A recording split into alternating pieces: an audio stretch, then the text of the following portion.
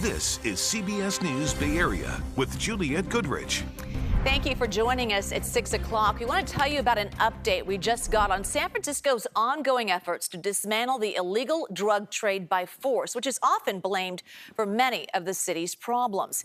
Ann Makovic in studio now with more on the new numbers and what the DA has to say right now. Yes, and of course, Brooke Jenkins is running for re-election in November, now touting her office's hardline approach to drug use and drug dealing. And it is obvious from these numbers that the crackdown is certainly ramped up this year. That's thanks to the city's partnership with federal and state enforcement agencies.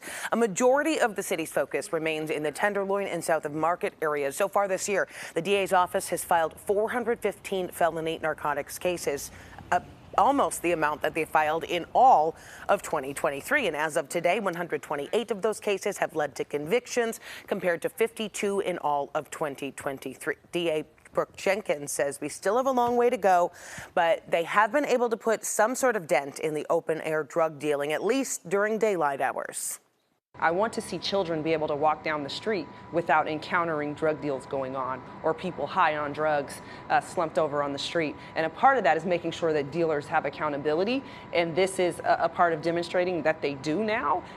The city has also been working to extradite alleged drug dealers from Honduras back to the U.S. for prosecution. And a bit of good news, if you could call it that, when it comes to the rate of overdose deaths in the city. That number in June fell to 48 people, which is a lot. But over the past few years, that number has typically been in the 50s or 60s. Now, of course, getting control of the city's drug crisis has become a central theme for the race for San Francisco's next mayor. A lot of the candidates say the city is not doing enough, so we're going to see how that all plays out in November, Juliette. Yeah, absolutely. And then another story, and we're talking about new hope for San Francisco's downtown rebound.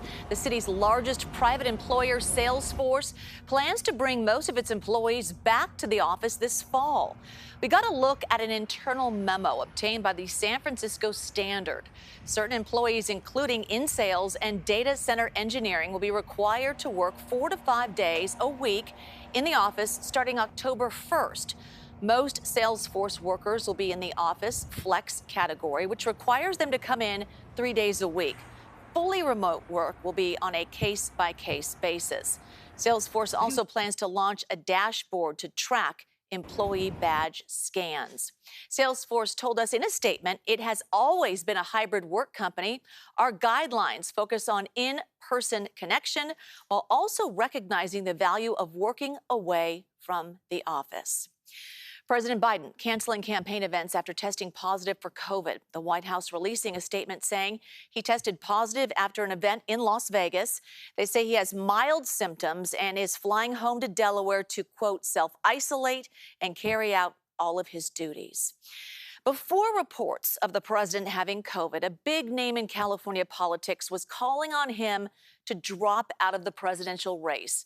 Representative and candidate for Senate Adam Schiff says it is time for Biden to, quote, pass the torch. Schiff is the most prominent Democrat to call for the president to step aside. During an exclusive interview with BET, Biden said he plans to stay in the race. Democrats are looking to hold a virtual vote to make President Biden their party's nominee during the first week of August. Meanwhile, new GOP vice presidential nominee J.D. Vance is taking center stage at the RNC tonight. He will officially accept the VP nomination.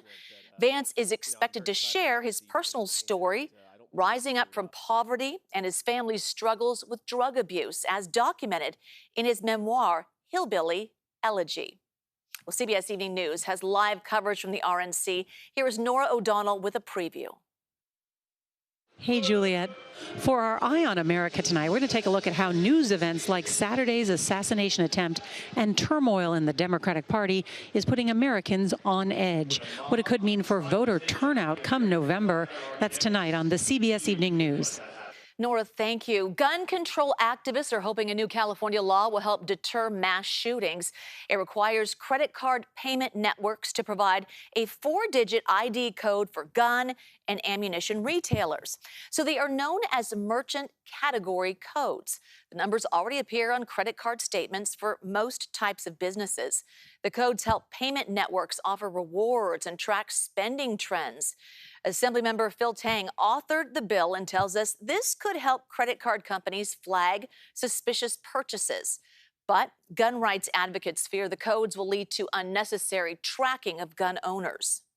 They could let law enforcement know to say, hey, this person's going from store to store to store, or they keep going back to the same store every day for a week, stockpiling weapons. To carve it out as something that needs to be identified and data mined for evil really sets a very bad tone for how gun ownership, lawful gun ownership, is viewed. California is the first of 3 states, including Colorado and New York, to pass bills requiring tracking codes for gun stores.